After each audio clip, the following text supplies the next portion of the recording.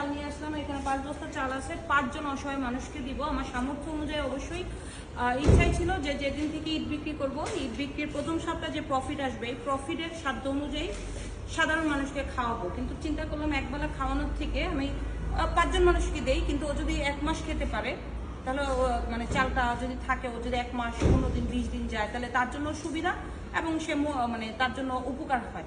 এর জন্যই একজনকে 200 টাকা 300 টাকার বিরিয়ানি না খাওয়াইয়া চিন্তা করলাম একজনকে 1 বস্তা চাল দিই। তো আপনারা সবাই দোয়া করবেন, অবশ্যই যাদেরকে দিব দেখাবো।